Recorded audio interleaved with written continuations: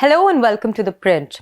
This is Khadija Khan and today's story is about a slew of petitions mentioned before the Supreme Court today challenging the Election Commission of India's decision to conduct a special intensive revision of electoral polls in the poll-bound state of Bihar this year in June. For the very first time in the country, such an exercise is being conducted by the ECI, where electors whose names are already in the electoral rolls and who have already voted multiple times are being asked to prove their eligibility.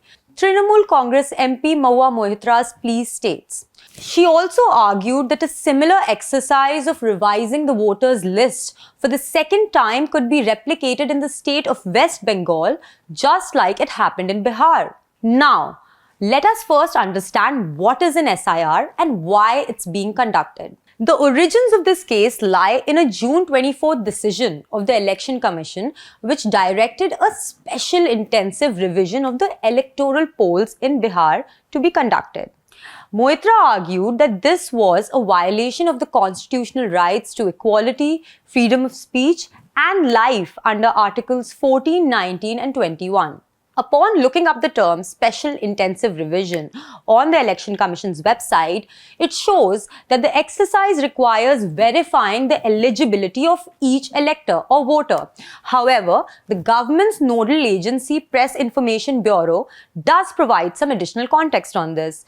It says that the objective of an intensified revision is to ensure that names of all eligible citizens are included in the electoral roll, so that they can exercise their vote and so that no ineligible voter is included in the electoral rolls. Another reason is to introduce complete transparency in the process of adding or deleting voters. The last intensive revision for Bihar was conducted by the Commission in the year 2003. Now, Election Commission's June 26th order directing that an SIR be conducted requires the inclusion or retention of a voter's name in the electoral roll upon producing documents like citizenship proof from either or both parents.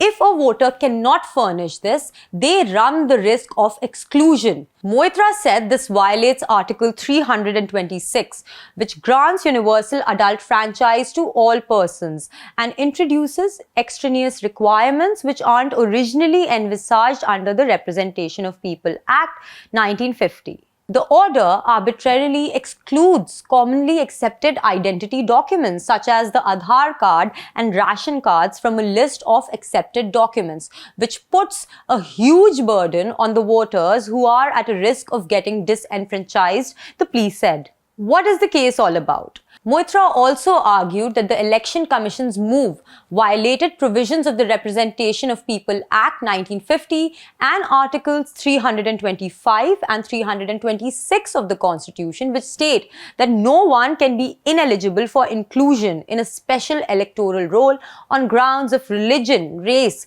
caste, sex, and mandates universal adult franchise for all. Mahua also said that she has information that a similar exercise is stated to be replicated in West Bengal from August this year. Terming such a revision of electoral rolls as a direct threat to democratic rights, Moitra's plea added that the electoral body was acting at the behest of the ruling party and was attempting to disenfranchise millions of voters, especially migrant and poor ones.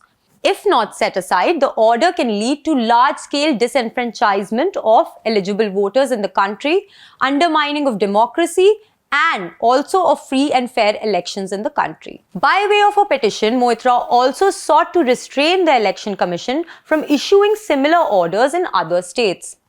Besides the TNC politician, Bharat Jodo Abhiyan National Convener Yogendra Yadav and RJD MP Manoj have also moved the Supreme Court against the Election Commission's decision to conduct the revision. That's not all. Even NGOs like PUCL or People's Union for Civil Liberties and Association for Democratic Reforms have filed similar petitions before the top court. ADR's plea, which has been filed through Advocate Prashant Bhushan, also mentions the lack of due process and an unreasonably short timeline for the revision exercise to take place.